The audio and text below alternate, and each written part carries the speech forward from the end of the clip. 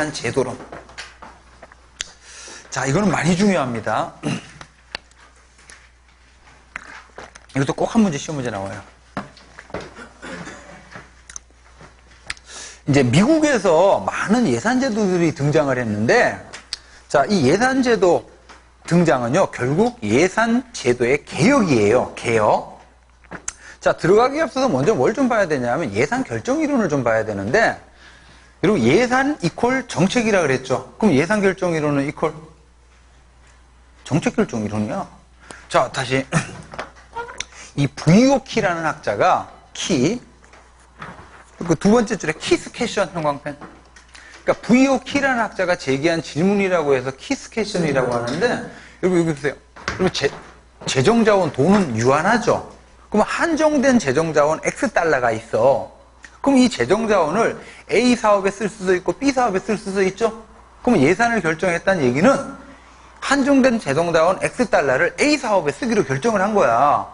아니, 재정자원을 한강 개발 사업에 쓸 수도 있고 서울시에서 무상급식 사업에 쓸 수도 있죠. 근데 무상급식 사업에 쓰기로 결정을 한 거야. 이 자체가 바로 뭐야? 정책 결정이고 예산 결정인 거지. 그럼 왜 이런 결정을 했냐 이거예요. 이거를 이제 제기한 게 키의 질문인데, 자, 여기에 대한 답변 방식으로 크게 두 가지가 있어요. 자, 자, 하살표. 예산 결정 이론은 크게 네 번째 줄, 형광펜 줄 쳐져 있는데, 합리주의, 총체주의가 있어요. 다시, 합리주의, 총체주의에 따르자면, 왜 그런 결정이 이루어졌다고 봐요? 비용 편익 분석, 합리적 분석을 해봤더니, B 사업보다는 A 사업이 더 비시 레이시오가 높더라는 거예요. 최적 사업이더라는 거지. 그래서 A 사업에다 예산 결정했다. 이렇게 설명하는 거고, 자, 이거하고 반대되는 개념이 뭡니까? 점중주의가 있어요. 점중주의가. 점중주의는 왜 A 사업의 예산 결정이 이루어졌다는 거야? A 사업이 현존 정책 플러스 마이너스 알파한 정책이고 기존의 정치적 합의를 존중한 결과더라는 거죠. 그래서 A 사업에 예산 배정했다. 이렇게 설명하는 거예요. 자, 요거보다는 좀 더 중요한 게 네 번째 줄 다시.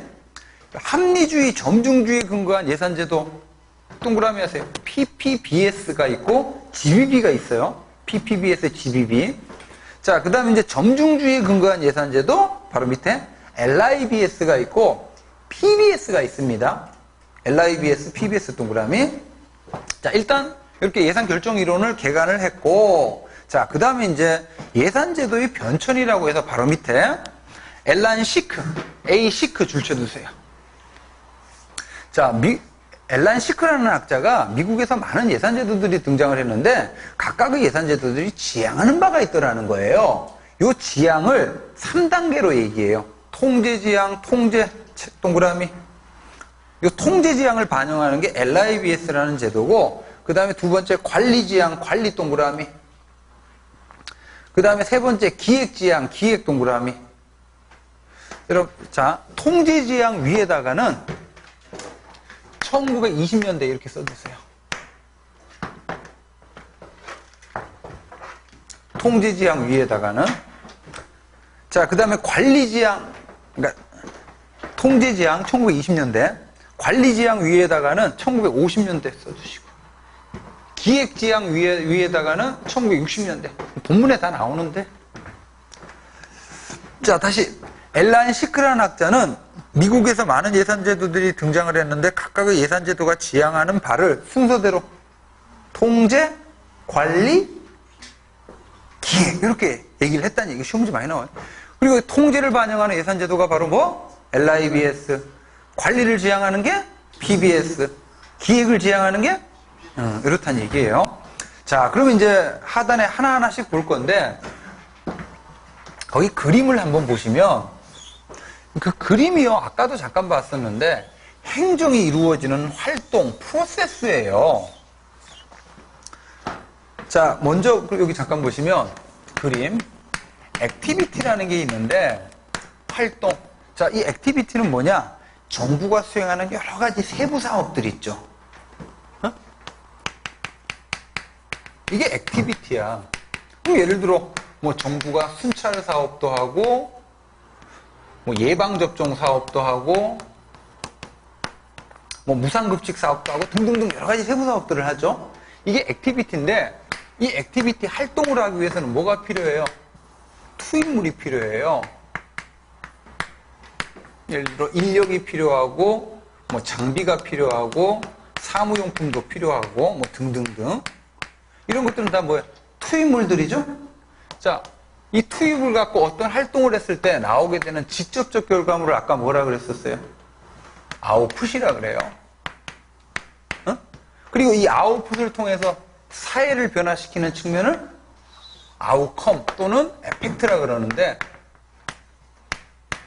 효과. 자, 이 구도에서 자, 미국에서 최초에 등장한 예산제도가 미국에서 맨 처음 나온 예산제도가 1921년에 LIBS라는 예산제도예요. 그래서 하단에 보시면 LIBS 품목별 예산제도라고 그러는데 자, 1921년 미국에서 예산회계법이 제정이 되면서 최초로 이제 시작된 예산제도인데 얘는 이거예요. 이 그림 보시면 행정활동 가운데 인풋 투입 국면 있죠. 이 투입 국면에 초점을 둬서 예를 들어 자, 인건비 이런 게 투입물인데 인건비 예산 100억 장비비 예산 뭐 100억 사무용품비 예산 10억 이런 식으로 자, 이 자체 하나하나가 다 바로 뭡니까? 아주 구체적인 지출 항목들이죠. 이거를 영어로 뭐라고 하냐면 라인 아이템이라 그래요. 라인 아이템. 구체적인 지출 항목, 품목을 말하지. 이렇게 품목, 이걸 중심으로 예산을 편성해서 운영하는 제도예요. 그래서 이제 앞글자 따서 뭐라고 표현하냐? LIBS라고 표현해.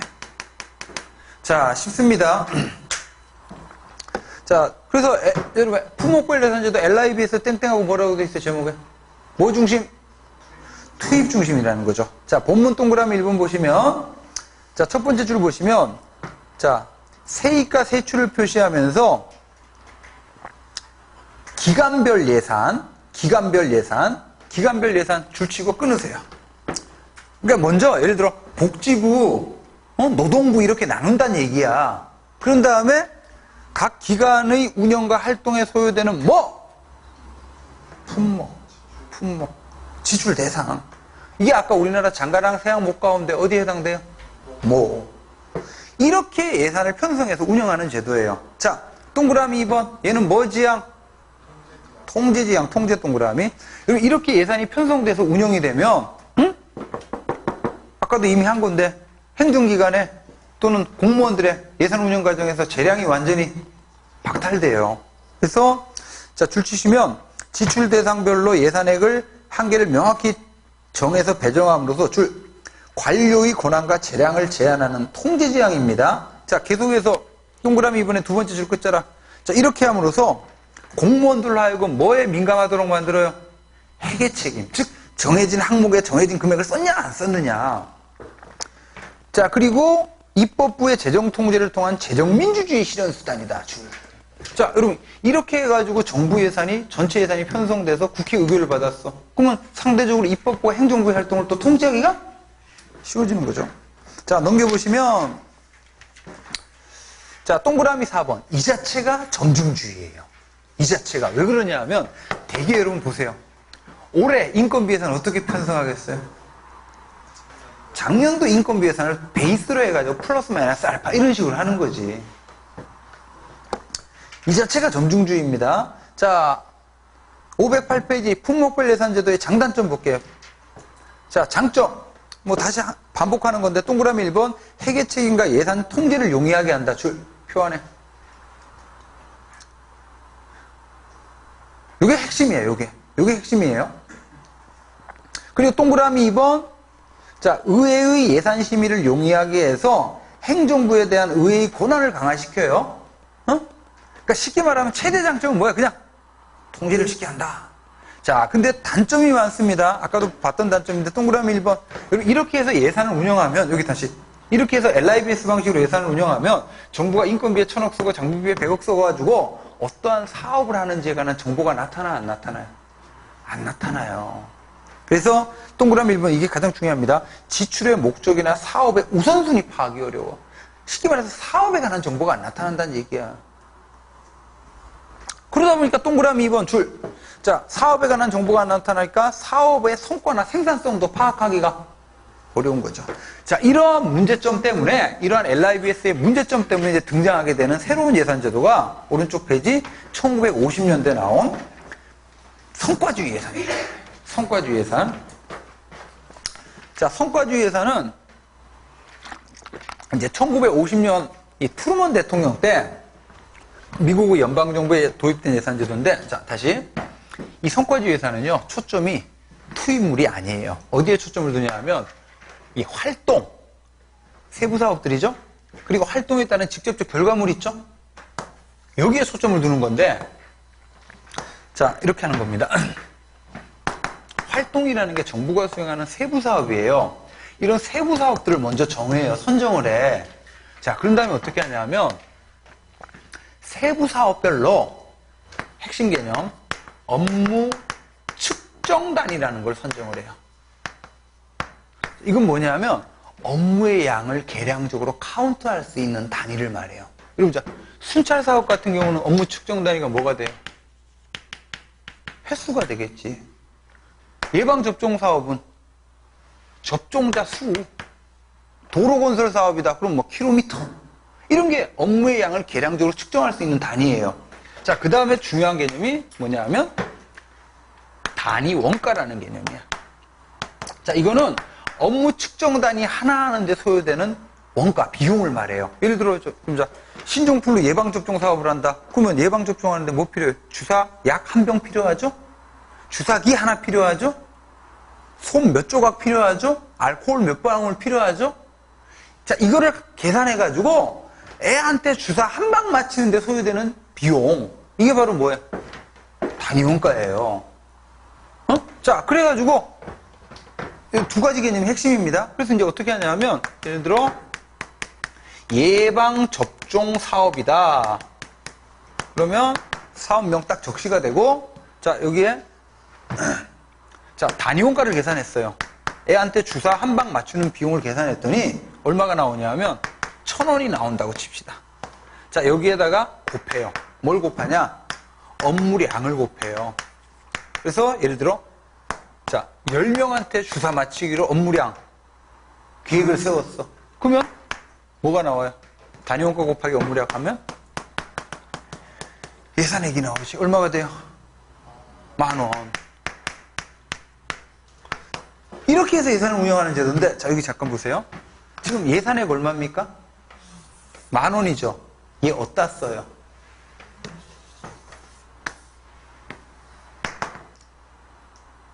사업에 관한 정보가 나오잖아. 자, 그리고 예방접종 사업에 10,000원이라는 예산을 써가지고 어떠한 목표가 나오죠? 어떤 성과가 나와요? 10명 주사 맞추는 이런 성과가 나오잖아. 얘를 뭐로 봐요? 이게 바로 아웃풋이잖아. 이거를 퍼포먼스, 성과로 봐서 예산을 운영하는 제도야. 버제팅 시스템. 그래서 PBS라 그래요. 자, 509페이지 정리합시다. 자, 성과주의 예산은 동그라미 1번 첫 번째 줄. 사업의 목적과 목표를 먼저 기술해요. 기술 하에 다음에 끊고. 자, 두 번째 줄 하에 다음에 끊고. 두 번째 줄 세부사업 활동 두 줄. 세부사업 활동으로 분류를 한 다음에, 자, 각각의 사업별로 줄, 업무 측정 단위 줄, 그리고 바로 밑에 세 번째 줄 끝자리에 단위원가 줄, 그 다음에 뭘 곱해요? 여기다가 업무량. 그럼 이제 예산액이 나오는 거지. 자, 동그라미 2번 보시면 얘는 뭐 지향? 관리 지향인데, 관리에다 동그라미. 여러분, 자, 잠깐요. 이 관리의 뜻이 뭐였어요? 플랜 투 C죠? 플랜 투 C. 그럼 여기 봐봐요. 이렇게 예산을 편성을 했어. 그럼 이 자체가 바로 뭐예요? 계획이지. 10,000원이라는 예산을 써가지고 10명 예방접종 사업하기로 계획을 세운 거예요. 이렇게 한 다음에, 자, 공중보건소장이 보건의사한테 10,000원 주고 10명 주사 맞추라고 집행을 시켰어. 그랬더니 공중보건의사가 10,000원 갖고 가가지고 5,000원 남겨가지고 왔어. 그러면 계획 대비 몇 명밖에 주사 못 맞췄다는 거예요? 5명밖에. 바로 플랜두스의 기능을 수행을 해요. 더군다나 여러분, 자, 관리가 수행하는 가치가 뭐였습니까? 등률성이었죠. 여러분, 이거를 능률의 구조로 바꿔봐봐요. 능률이라는 게 투입분의 산출이잖아. 그러면 지금 예방접종이라고 하는 하나의 단일 사업이죠? 어? 자, 투입 얼마 들어가요? 10,000원. 자, 예방접종이라는 단일 사업에 10,000원이라는 투입물을 갖고 산출 몇 명? 10명 주사 맞히는 산출물을 만들어내기로 계획을 세운 거고, 실제 이렇게 이루어졌어. 그러면 지금 10,000원, 자, 보세요. 자, 이런 식으로 투입, 그러니까 능률 구조로 보면 10명이라고 하는 산출물을 만들어내는 데 있어서 이 10,000원이라는 비용은 최소 비용이야? 최대 비용이야? 최소 비용이죠. 왜 이게 최소 비용을 보장해요? 이게 주먹구구식으로 도출된 것이 아니라 단위 원가를 과학적으로 계산해서 도출된 금액이잖아요. 이렇게 해서 예방접종이라는 단일 사업에 뭐를 실현해? 능률을 실현하는 제도. 그래서 동그라미 2번. 자, 끝자락에 관리상의 능률성을 높이는 제도예요. 오케이? 자, 여러분 그 표 안에 봐봐요. 한번. 표 안에 편성 사례인데, 자, 사업명 긴급 출동 사업이죠? 사업 목적은 뭐로 제시가 됐어요? 비상시에 6분 내에 현장 출동이죠? 자, 한 번 자, 업무 측정 단위는 출동 횟수가 되고, 자, 한 번 출동하는데 단위 원가를 계산해 봤더니 몇 불 나왔어요? 100불 나온 거지. 거기다 이제 업무량 곱하게 되면 예산액이 나오는 거죠. 자, 넘기시면, 자, 성과주의 예산의 장단점. 동그라미 1번. 자, 이제 사업과 사업의 목적에 대한 이해가 가능한 거지. 예산서를 보고. 오케이? 응? 오케이? 오케이? 자. 여러분, 아까 LIBS 예산제도는 이게요, 이렇게 평가를 해요. 이 LIBS 예산제도는 정부가 무엇을 구매하는지는 보여줘. 그쵸? 무엇을 구매하는지는 보여줬죠? 근데 왜 구매하는지는 보여줬어, 못 보여줬어? 못 보여줬지. 근데 지금 이 성과주의 예산제도는, 거기 보세요. 동그라미 1번에 구입한 물건을 통해서 무엇을 생산하는지를 이제 보여주는 거지. 이 돈 갖고 뭐 하는지가 나타나잖아요. 자, 이렇게 사업에 관한 정보가 나타나니까 동그라미 2번 예산과 정부 사업을 연계시킬 수가 있고, 자, 그 다음에 동그라미 3번 주먹구구식이 아니라 업무 측정 단위를 선정하고 단위 원가를 과학적으로 계산해서 예산 배정을 함으로써 좀 더 합리적인 기초하에 자원 배분이 가능하도록 만드는 거죠. 자, 근데 여기서 합리성은요, 요 예방접종이라는 단일 사업 있죠? 단일 사업의 능률성을 말하는 거예요. 자, 그리고 동그라미 5번 행정관리에서 플랜2C를 이제 내재적으로 활용한다. 그래서 관리지향이다.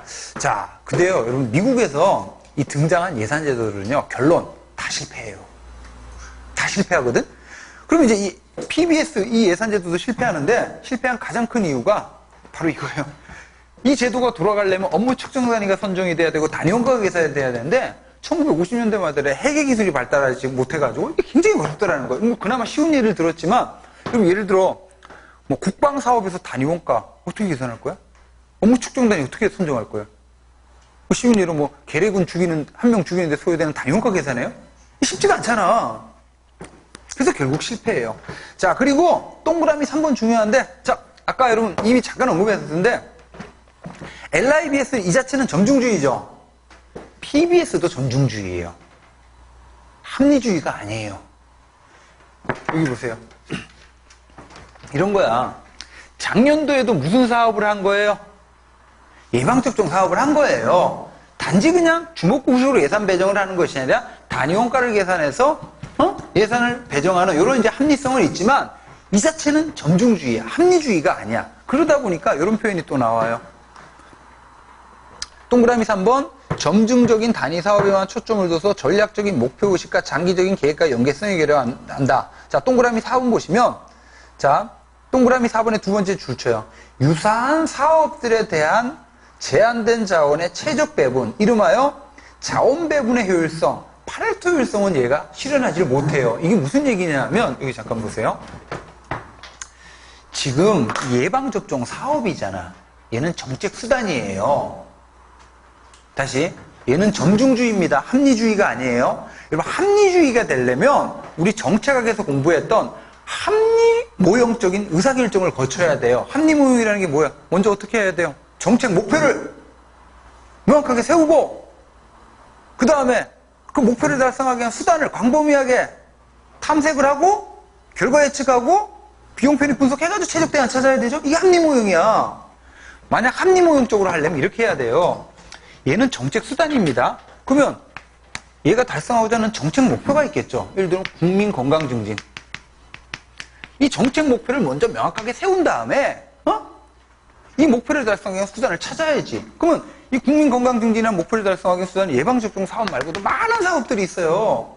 이 사업, 이 정책 대안을 탐색을 하고 여기다 비용 편익 분석을 해서 얘가 비실효율시가 높더라. 그래서 여기다가 예산 배정했다. 그럼 이건 합리모형이야. 근데 PBS는 이런 절차를 거쳤다 안 거쳤다? 안 거쳤다는 거죠. 우리가 이제 합리모형에서 말하는 합리성이 바로 파레토 효율성이거든요. 다시 우리 전에 이거 시장 실패할 때 했었는데 파레토 최적이라는 게 자원 배분의 효율성이에요. 그러니까 사회의 다양한 분야가 있는데 10,000원이 있어. 커피 사 먹을 거야? 밥 사 먹을 거야? 왜? 왜? 합리모형적으로 설명해 보세요. 이거예요. 10,000원을 갖고 비용 편익 분석을 하는 거야. 밥을 사 먹었을 때 소요되는 비용 대비 편익값하고, 자, 커피를 사 먹었을 때 10,000원 갖고 발생하는 편익 비교하는 거예요. 그래서 예를 들어 10,000원으로 밥을 사 먹었을 때 나타나는 편익이 10이야. 근데 10,000원으로 커피를 사 먹었을 때 나타나는 편익이 20이야. 그럼 어떤 거 선택해요? 이게 바로 파레토 최적이에요. 자원 배분의 효율성이야.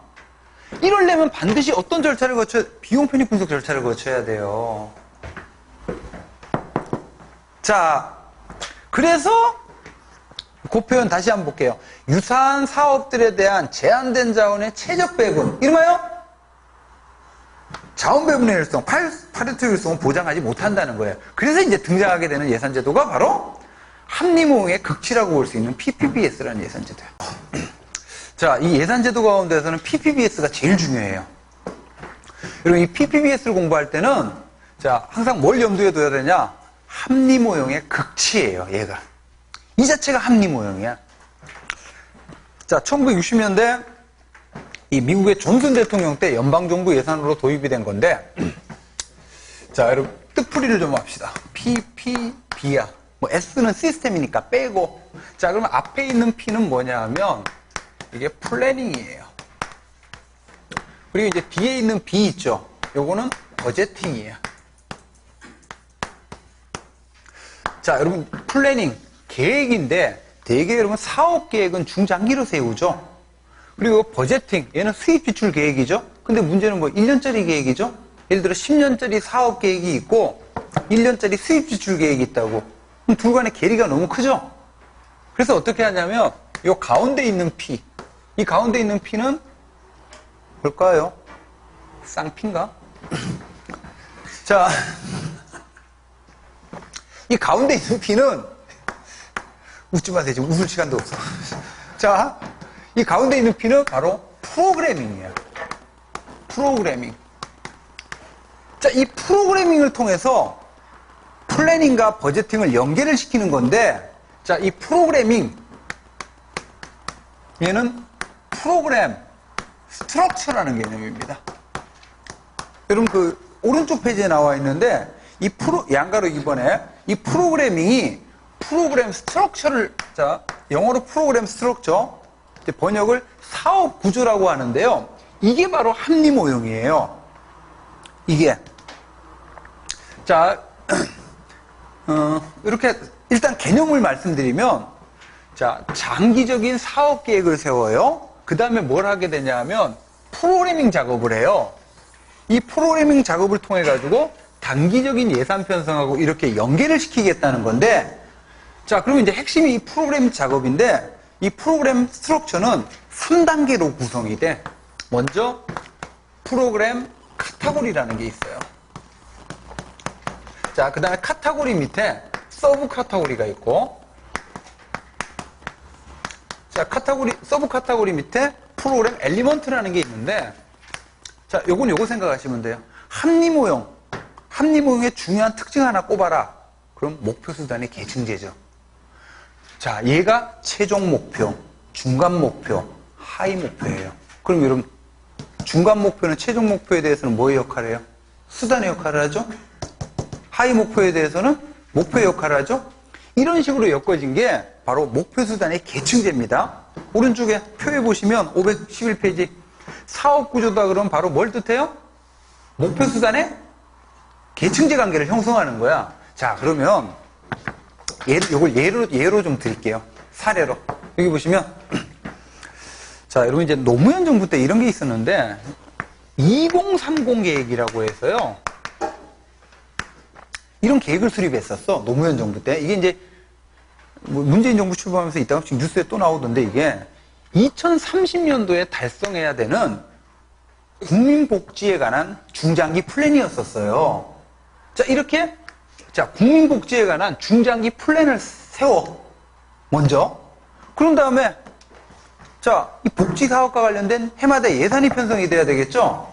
둘 간의 시차가 너무 크잖아요. 그래서 어떻게 하냐면 자, 장기적인 계획을 수립한 다음에 어떤 작업을 하냐? 프로그래밍 작업을 해. 자, 그러면 이제 카테고리가 최종 목표입니다. 그럼 예를 들어 얘가 국민복지야. 국민복지라고 하는 최종 목표를 세우고 자, 그 다음부터 합리 모형이에요. 자, 이 목표가 세워지면 서브 카테고리는 뭐의 역할을 해요? 수단이죠. 그럼 합리 모형이니까 어떻게 해야 돼? 이 목표를 명확하게 세운 다음에 이 목표를 달성하기 위한 수단을 어떻게 해야 돼요? 최대한 많이 탐색을 해요. 자, 그럼 예를 들어가지고 뭐 노인복지다, 뭐 아동복지다, 장애인복지다. 자, 이렇게 최대한 정책 대안을 탐색을 하고 자, 그 다음에 이 노인복지를 또 정책 목표로 봐. 그러면 엘리먼트는 뭐가 됩니까? 정책 수단이 되죠? 합리 모형이에요. 이 목표를 달성하기 위한 수단을 또 광범위하게 탐색을 해요. 그럼 예를 들어가지고 뭐 정책 수단으로 뭐 양로원을 건립한다. 또는 뭐 노인연금을 지급한다. 자, 이런 정책 수단을 최대한 많이 탐색을 한 다음에 자, 결과 예측을 하죠. 양로원 건립 사업을 추진했을 때 비용 대비 편익. 자, 이렇게 해서 이 정책 수단을 놓고 뭐 합니까? BC 분석을 해요. 그랬더니 이 양로원 건립 사업이 BC 레이시오가 가장 높더라는 거야. 그러면 이 양로원 건립 사업이 정책 목표를 달성하기 위한 뭐예요? 최적 사업이죠? 여기다가 해마다 예산을 이렇게 배정을 하는 거예요. 이렇게 하면 장기적인 계획 수립에서 시작해가지고 프로그램 작성을 통해서 단기적인 예산 편성으로 이렇게 체계적으로 뭐가 돼요? 연계가 되고 자, 한정된 재정 자원이 어떻게 됐어요? 목표 달성을 위한 최적 대안에 배정이 됐죠? 그래서 이 사업 추진하게 되면 이 목표가 달성이 되고 이걸 또 추진하게 되면 이 목표가 달성이 되고 위로 올라가면 올라갈수록 점점 아웃풋에 가까워져 아웃컴에 가까워져 아웃컴 에펙트에 가까워지죠? 그래서 이제 효과를 여기서는 성과로 봐요. 이게 PBSI의 차이점이에요. 자, 510페이지 하단에 동그라미 1번. 자, 계획예산제도의 뜻. 장기적인 계획 수립, 프로그래밍, 버제팅의 단계를 거쳐서 세 번째 줄 의사결정과 자원 배분의 합리성을 실현하는 제도입니다. 자, 동그라미 2번 다시 한번 총체적 합리적인 의사결정 방법을 예상제도에 그대로 적용한 거예요. 줄 PPBS의 3대 요소. 동그라미 2번에. 자, PPBS의 3대 요소. 여러분, 자, 합리모형이다 보니까 동그라미 기울번 먼저 뭐가 명확하게 세워져야 돼? 목표가. 정확한 목표 파악이 이루어져야 되고, 그 다음에 니은번 뭐가 이루어져야 됩니까? 각종 분석 기법들을 동원해야 되죠. 그래서 비용 편익 분석 들어가면 무조건 합리 모형이야. 그래서 비용 편익 분석을 통한 목표 달성에 대한 각종 대안에 대한 체계적 검토. 자, 그 다음에 얘 근본적으로 어디서부터 출발했어요? 플래닝에서부터 시작했죠. 그래서 디귿번 단연간에 걸친 장기적인 시계. 자, 그 다음에 동그라미 3번 보시면 여러분 이 합리 모형 PPBS는요 의사결정의 흐름이 탑다운이에요. 탑다운 총체주의다 보니까 이건 잠시 뒤에 한 번 더 얘기를 할 거고, 자, 오른쪽에 수립 단계 보시면, 자, 다시 한번 플래닝, 그 다음에 두 번째 프로그래밍.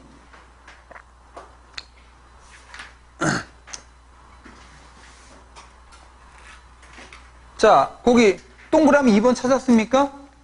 동그라미 2번? 동그라미 2번 보시면 단연도에 걸친 계획 수립과 상위 목표에 대한 정확한 파악하에 줄. 자, 정책 목표 달성을 위한 정책 대안에 대한 체계적 검토와 비용 편익 분석을 해가지고 뭐를 선택해요? 최적 대안을 찾는 거지. 자, 여기 사업 구조 표에 나와 있는 이 3단계는 기억하셔야 돼. 카테고리, 서브 카테고리, 엘리먼트 이런 식으로. 자, 이렇게 해서 다음 페이지 넘기시면 세 번째 버제팅이 이루어지죠.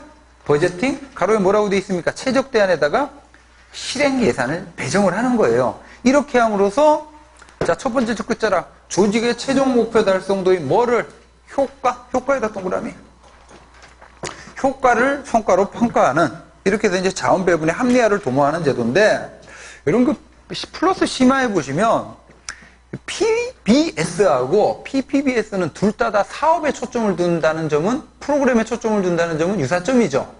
근데 차이점, 가장 큰 차이점이 뭐예요? PBS는 점중주의고 PPBS는 합리주의고, 그 다음에 PBS는 아웃풋을 성과로 봤죠? PPBS는 에펙트 또는 리절트, 아웃컴을 성과로 보는 거지. 자, 장단점 보시면, 자, 얘는 최대 장점은요, 자원 배분의 합리화, 실험하여 파레토 효율성을 실현한다는 거야. 어떻게 보면요, 이 사회과학에서 파레토 효율성이 깡패야, 깡패. 아, 파레토 최적의 자원 배분을 실현한다는데 못 재. 그죠? 더 이상 할 말이 없죠? 자, 근데 역시 이 예산제도 역시 성공 실패? 실패하게 되거든요. 왜냐? 지나친 이상주의예요. 자, 그래서 단점 보시면 실패한 원인인데, 동그라미 1번은 중요합니다. 지나친 집권화와 하향식 일방적 의사결정을 가져온다는 건데, 여기 잠깐. 지금 합리주의, 총체주의잖아요. 그러면, 자, 총체주의, 합리주의적 의사결정을 하려면, 자, 정부의 모든 정책에 대해서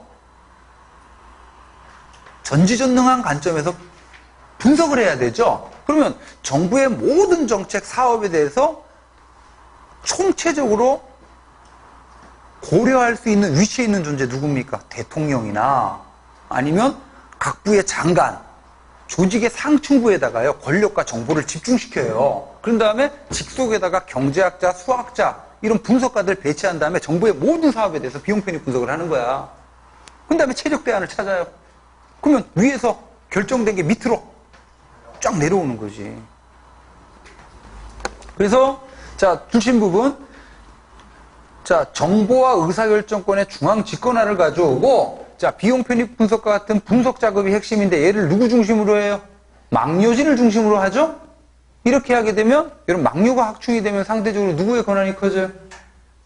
최고관리자의 권한이 커지죠. 이렇게 함으로써 하급 공무원이나 개성기관의 참여가 올라나고, 그리고 이제 2번 동그라미 보시면 이 비용 편익 분석 작업이 핵심인데, 이게 사실상 우리 전에 정책을 할 때도 했지만 비용과 편익을 정확하게 추계한다는 것 자체가 어렵죠.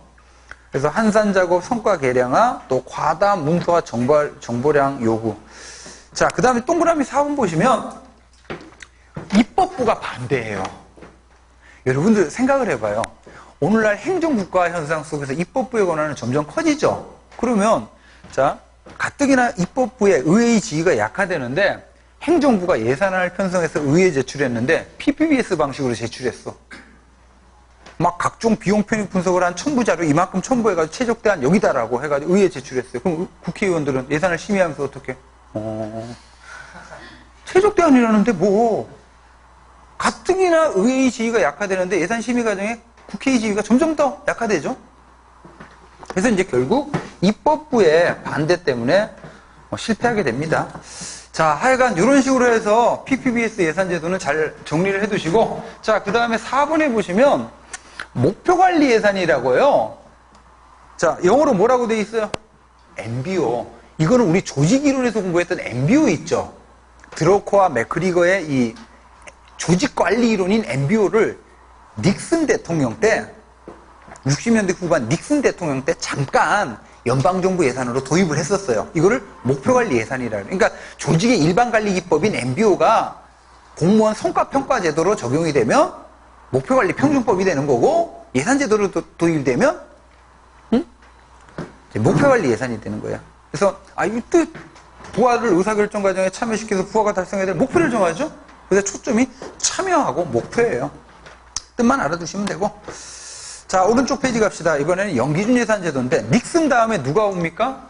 미국에서 카터가 오거든요. 그래서 이제 1970년대 초반 카터 대통령 때 도입된 예산제도가 GBB인데 1970년대 우리 행정학 앞부분에서 공부했을 때 이때가 뭐의 시기입니까? 1, 2차 오일 쇼크죠? 석유파동. 그래서 뭐가 나왔어요? 감축관리라는 게 나왔잖아. 이 감축관리의 일환으로 도입된 예산제도가 GBB예요. 자, GBB의 뜻, 제로 베이스 버제팅. 해마다 예산 편성할 때 어디서부터 출발하겠다는 거죠? 영기준에서. 근데 현실은 일반적인 예산 편성은 점증주의죠. 올해 예산은 뭘 토대로 만들었어요? 작년 예산을. 그리고 점증주의 예산 결정을 취하다 보면 비효율적이고 역기능적인 사업에 대한 예산이 계속 어떻게 살아남죠? 근데 70년대 자원난 시대란 말이야. 비효율적이나 역기능적인 사업을 폐지 축소해야 되죠. 과거처럼 점증주의적인 예산 결정을 취하게 되면 비효율적이고 역기능적인 사업에 대한 폐지 축소가 어렵지. 그래서 이제 도입된 게 GBB예요. 자, 그래서 개념. 자, GBB 영기준인데 여러분들 이 영기준의 뜻은요, 말 그대로 문어적으로 0을 뜻하는 건 아니에요. 어떻게 0에서부터 출발해? 이건 불가능하지. 그러면 이제 이 제로 베이스가 뜻하는 바는 뭐냐? 영기준의 정신을 갖자는 거야. 자, 이 얘기는 줄친 부분, 과거의 관행은 고려하지 않고 우리가 추구하는 사업의 목적, 방법, 자원에 대한 근본적인 재평가 동그라미. 이거를 바탕으로 해서 예산을 편성하자는 거예요. 말 그대로 어떻게 작년까지 했던 사업들을 다 0으로 놓습니까? 이건 불가능하지. 자, 이 근본적인 재평가를 바탕으로 두 번째 줄, 각 사업과 계획에 대해서 뭐를 부여해요? 우선순위에다 동그라미. 우선순위를 부여한 다음에 우선순위가 높은 사업부터 예산을 배정하는 거죠. 그러면 여러분 상대적으로 우선순위가 낮은 사업은 어떻게 돼? 예산 배정이 안 이루어지겠죠? 그럼 이제 폐지 축소가 이루어진다는 건데, 동그라미 2번. 자, 감축 제한 꼭 기억하시고, 자, 조직 관리에다가도 동그라미. 그래서 두 번째 줄 보시면, 자원난 시대의 비효율적인 사업과 정책의 감축을 실현하는 수단인데, 얘는 플러스 관리상의 능률을 달성하는 도구이기도 해요. 자, 영기준 예산제도에는 절차가 중요합니다. 먼저, 자, 개별 의사결정 단위에다 형광펜. 여러분, GBB를 하기 위해서는 먼저 뭐를 선정해야 되냐면 의사결정 단위라는 걸 선정을 해야 되는데, 이 의사결정 단위가 뭐냐? 독자적인 예산 편성 단위를 말해요. 자, 어떤 조직이 될 수도 있고 사업이 될 수도 있습니다. 그래서 먼저 의사결정 단위, Decision Making Unit를 선정합니다. 예를 들어가지고 정부가 수도 사업을 하죠. 또 가스 사업도 하죠. 뭐 전기 사업도 하고 쓰레기 처리 사업도 하는데, 자, 이렇게 이제 독자적인 예산 편성 단위, 의사결정 단위를 선정하고, 그 다음에 뭐 하게 되냐면 동그라미 2번이 중요합니다. 형광펜으로 의사결정 패키지에다 형광펜. 의사결정 패키지라는 걸 작성을 해요. 자, 의사결정 패키지는 뭘 뜻하냐? 정책 대안을 말해. 자, 의사결정 패키지는 두 가지가 있습니다. 동그라미 기울번에 사업 대안 패키지 작성. 사업 대안 패키지 형광펜. 동그라미 기울번 줄쳐져 있죠? 그리고 이제 동그라미 니은번에 보시면 증액 대안 패키지. 증액 대안 패키지 연구방편. 자, 그러면 뭐 사업 대안 패키지는 이런 거야. X 사업, Y 사업 두 사업 가운데 어떤 게 최적이냐 이걸 결정하는 거고, 자, 보다 중요한 거는 증액 대안 패키지예요. 자, 예를 들어가 수도 사업, 자 보세요. 수도국에서는 뭐 합니까? 다시 수도 사업을 담당하는 조직 수도국, 가스 사업은 가스국, 뭐 전기국, 가스로 끓인 국, 전기로 끓인 국, 이건 쓰레기국, 뭐 하여간. 자, 그럼 이제 수도국에서는 수도 사업을 할 거 아니에요? 자, 그럼 이제 여기서 증액 대안 패키지를 만들어야 되는데, 자, 증액 대안 패키지가 중요해요. 증액 대안 패키지는 몇 개 만드냐면 3개를 만들어요. 자, 수도국에서 수돗물을 생산하는데, 여기 보세요. 현행 수준. 현재 우리가 하루에 100톤을 생산해요. 그럼 100억이 든다라고 가정을 합시다. 자, 증가시켰을 경우, 증가 수준 150톤까지 증가시킬 수 있어. 감소시켰을 경우 50톤까지 감소할 수 있어요.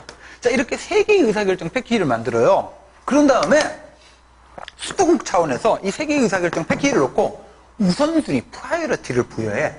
그래서 예를 들어 뭐 이게 1순위고 이게 2순위고 3순위고 이런 식으로. 자, 그렇게 한 다음에 어떻게 하냐면 수도국하고 가스국의 상급 부서가 X부예요. 여기다가요 우선순위가 부여된 의사결정 패키지를 여기다 올려요. 그럼 여기서도 이렇게 올리겠죠? 그럼 총 여기에 몇 개가 모여? 6개의 의사결정 패키지가 모여. 그러면 X부에서 6개의 의사결정 패키지를 놓고 또 뭐 합니까? 우선순위를 부여해요.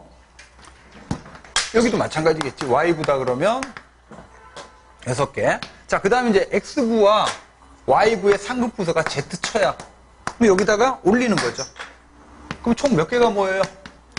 12개의 의사결정 패키지가 뭐예요? 그럼 이제 Z처에서 12개의 의사결정 패키지를 놓고 우선순위를 부여하는 거지. 그럼 몇 순위? 1순위부터 2순위, 3순위, 10순위, 11순위, 12순위가 나오겠죠?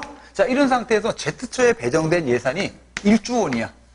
그러면 이 1조 원 갖고 우선순위가 높은 사업부터 이렇게 까나가는 거야. 그랬더니, 자, 9순위까지 배정했더니 예산이 바닥났어요. 그러면 얘네들은 폐지되는 거죠. 이렇게 해가지고 비효율적이고 역기능적인 사업에 대한 감축을 실현하는. 자, 지금 우선순위 부여 과정, 의사결정의 흐름이 어떤 식으로 이루어졌어요? 바텀 업이잖아.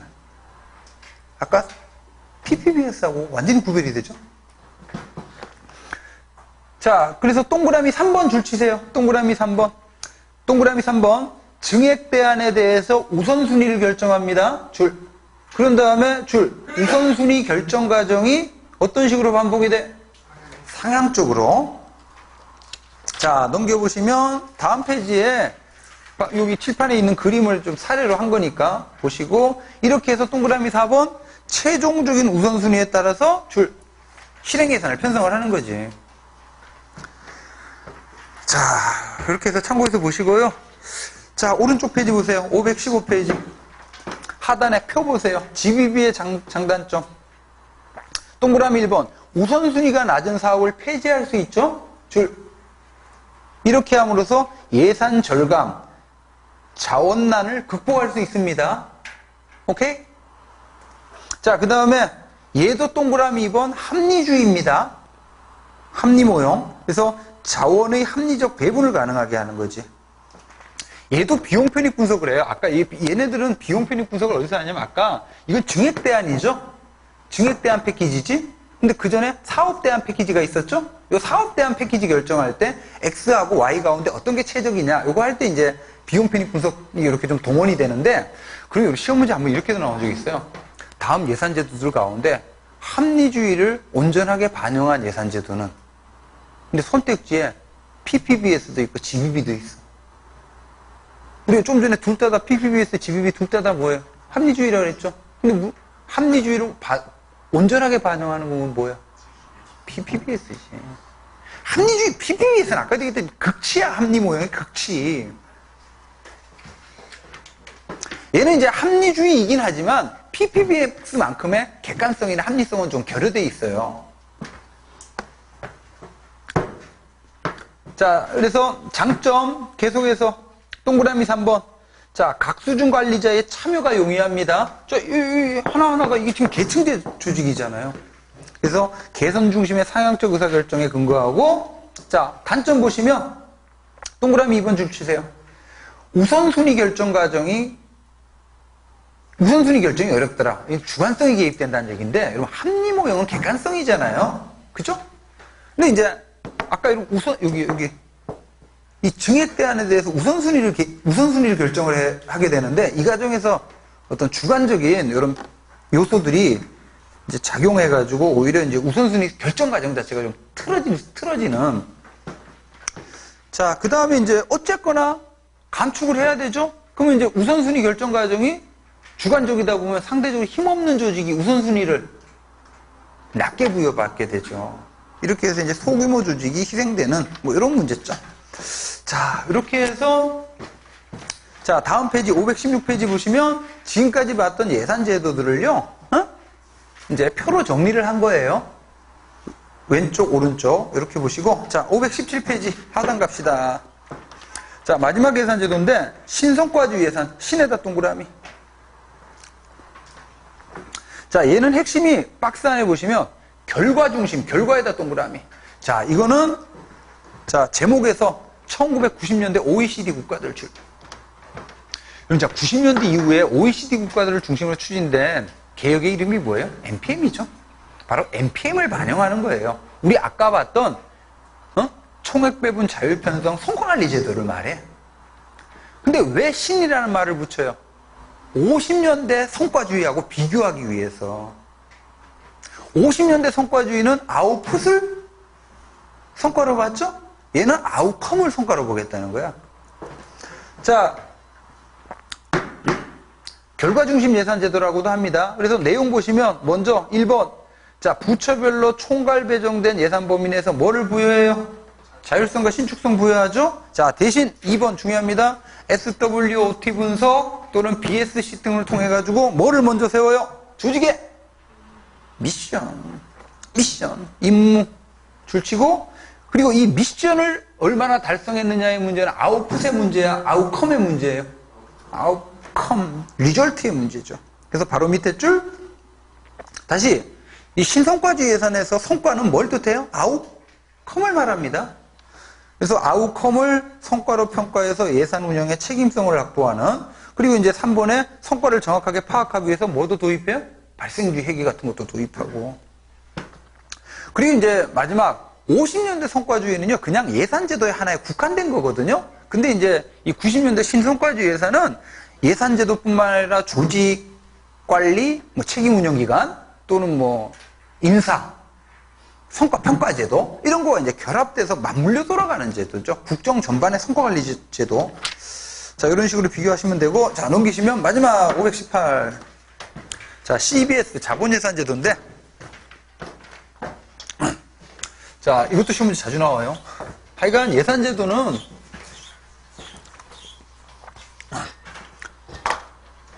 여러분, 자본예산제도는 뜻이 이런 뜻이야. 이제 정부가 쓰는 돈, 이걸 정부지출이라고 그러는데요. 여러분도 마찬가지예요. 쓰는 돈의 성격이 약간 차이가 있는데, 자, 정부가 쓰는 돈에는요, 경상지출이라는 게 있고, 자본지출이라는 게 있어요. 예를 들어, 이 경상지출은 소비적인 지출이야. 반대로 자본지출은요, 미래에 대한 투자적 지출이에요. 예를 들어, 경상지출, 공무원 인건비 지급하는 거. 이런 게 대표적인 경상지출이죠. 그때그때 소비적으로 쓰는 거죠. 반대로 정부가 쓰는 돈 가운데는 KTX 건설 비용도 있죠? 이런 건 일종의 미래에 대한 뭐예요? 투자지, 투자.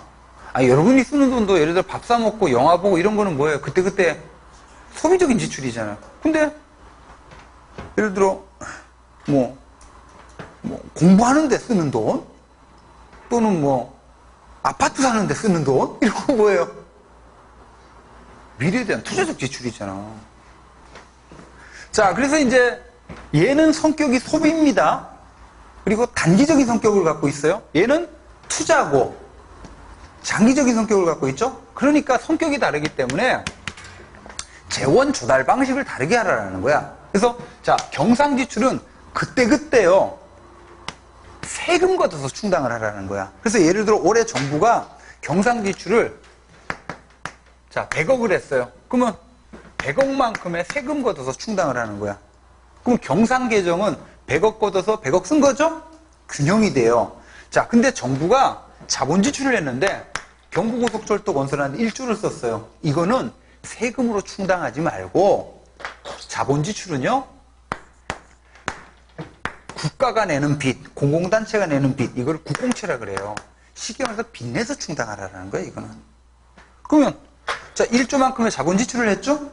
이건 빚내서 충당하니까 마이너스 1조만큼의 국가 채무가 생기는 거지. 이게 바로 자본예산제도야. 자, 동그라미 1번의 두 번째 줄 줄친 부분, 경상지출, 대표적으로 공무원 급여 같은 경우는 경상수입, 조세로 충당을 하여서 균형이 되어야 하나, 자본지출은 뭐로 충당해요? 국공채 발행으로 충당을 하라는 거죠. 그러면 지금 보세요. 아, 잠깐만. 여러분, 이게, 동그라미 4번에 줄치세요. 이게 언제 도입이 되냐면, 1930년대 스웨덴 줄. 1930년대 스웨덴 줄. 여러분, 1930년대가 뭐의 시기입니까? 대공황의 시기죠? 대공황. 그러니까 여러분, 이 대공황 이전까지만 하더라도, 자, 국가의 재정은 균형을 추앙했었어요. 100억 걷어서 100억 쓰는 거. 근데 지금 엄청난 경기 침체가 생긴 거잖아요. 과거처럼 100억 걷어서 100억 쓰기보다는 뭔가 경기 불황을 극복하기 위해서 정부가 뭔가를 해야 되잖아. 그러기 위해서 돈이 필요하잖아요. 그래서 100억 걷어서 100억 쓰기보다는 비록 빚을 내서라도 1조 100억을 지출하게 되면 현재의 불경기를 극복하는데 훌륭한 도움이 되잖아요. 근데 문제는 뭐예요? 뭐가 생긴 거예요? 이렇게 하다 보면 1조만큼의 국가 채무가 발생하는 거죠. 그러니까 지금 이 자본예산제도는 재정적자, 국가 채무가 나쁘다는 거야, 좋다는 거예요? 좋다는 거예요. 나쁘다는 게 아니야. 그래서 동그라미 4번 도입 동기 1930년대 스웨덴 중앙정부 어떤 목적으로? 불경기 극복 목적으로. 자, 동그라미 3번 보세요. 3번 줄. 자, 얘는 국가 채무나 재정 적자를 뭐하는? 정당화시키려고 하는 필요에서 등장한 제도인데, 자, 그러면 국가 채무, 재정 적자, 아, 지금 여기 다시, 지금 여기 기준으로 보면, 노란색 기준으로 보면 지금 국가 채무가 얼마 발생한 거예요? 1조만큼 생긴 거잖아요. 근데 이 국가 채무나 재정 적자가 나쁘다는 게 아니야. 좋다는 거야. 왜 그러냐? 정당화되는 근거가 첫 번째. 동그라미 세 번째 줄, 동그라미 3번의 네 번째 줄. 줄 쳐져 있죠. 국가 순자산은 불변이라는 얘기인데 이건 무슨 얘기냐면 이거예요. 지금 보세요. 정부가 지금 1조만큼의 빚을 냈죠. 이거 갖고 소비적 지출했었어요? 지금 1조만큼의 빚 내서 떡볶이 사 먹는 데 썼어? 아니잖아. 뭐 하는 데 썼어요? KTX 건설하는 데 썼단 말이야. 그럼 우리 대차대조표 아까 잠깐 봤지만 1조만큼의 빚도 생겼지만 뭐도 생겼어요? 1조짜리 자산도 생겼잖아. 여러분 부모님들이 빚 내가지고 집 샀다. 그러면 에이 이 흉한 놈 이렇게 얘기 안 하죠. 엄마 저 집 샀어요. 빚 내가지고. 대단해 우리 아들. 왜? 은행으로부터 빚은 냈지만 동시에 뭐 아파트는 누구 거야? 내 거지. 실질은 뭐 그 중에 절반은 은행 거지만. 근데 빚 내가지고 생활비에 썼다. 그러면 아이고 이 흉한 놈. 욕먹는 거 욕먹어요. 자, 그 다음에 순환적 균형 예산이다. 여러분 지금 이 재정적자죠. 여기 잠깐 봐봐요. 재정적자가 생긴 거죠. 불경기를 극복하기 위해 생긴 거야. 근데 언젠가는 뭐예요? 경제가 좋아져요. 그때는 어떻게 하면 돼? 흑자 예산을 편성해가지고 이때 생긴 10년 뒤, 20년 뒤 되면 경제가 좋아진다고. 요즘에 여러분들 세계 경제는 10년 사이클이라고 그러죠. 2009년도에 폭락이 했죠. 지금 다시 또 조짐이 안 좋죠. 2009년도에 전 세계적인 불황이 왔었잖아요. 글로벌 금융위기. 요즘에 지금 주식시장 폭락하고 막 지금 막 패닉 나고 지금 난리 나고 있잖아요. 또 조짐이 안 좋죠. 그러면 불경기를 극복하기 위해서 정부 지출을 늘리고 나중에 어떻게 경제가 또 좋아지면 어때요? 5년 정도 지나면 또 좋아지거든. 그럼 그때 이제 그 적자를 메우면 된다는 논리야. 그러니까 균형도 단기적인 관점에서 볼 것이 아니라 장기적인 관점에서 보자는 거죠. 하여간 자 오른쪽에 자본예산제도의 정당화 근거. 자 동그라미 1번 다시 한번 표에 불경기 극복 수단 재정 적자를 정당화하는 논리고 자 그 다음에 동그라미 2번 요것도요. 수익자 부담을 균등화시킨다. 네 번째 줄에 비용 부담의 세대 간 형평이라고 표현하는데 여러분 여기 잠깐 보세요. 여러분 경부고속철도 자본제가 건설이 되면 우리들의 아들, 손자, 며느리, 미래 세대까지 혜택을 보죠. 그죠? 근데 만약요, 이 자본 지출을 세금으로 충당하게 되면 이 조세는 현재 세대가 부담하는 거야, 미래 세대가 부담하는 거야. 현재 세대가 비용 부담하는 거거든. 이거 불합리한 거거든. 아니, 미래 세대도 혜택을 보는데 왜 현재 세대가 다 비용 부담하냐 이거야. 근데 국공채로 충당을 하게 되면요, 미래 세대도 비용 부담을 해요. 그러니까 정부가 예를 들어 20년 만기 20년짜리 국채를 발행해. 그러면 국채를 통해 가지고 재원이 조달되고 이게 건설이 되거든요. 그럼 국채가 시중에 돌아다니다가 20년이 지난 다음에 그 국채를 갖고 있는 사람이 정부한테 와가지고 그 돈 달라고 하는 거죠. 갚으라고. 그러면 정부 20년 뒤 미래 세대들도 세금 걷어가지고 그 돈을 갚는다는, 이렇게 해서 비용 부담에 세대 간 형평을 실현하는 제도예요. 하여간 이 두 가지는 꼭 기억하시고, 자, 이렇게 해서, 자, 예산제도 마칩시다. 아, 숨차다.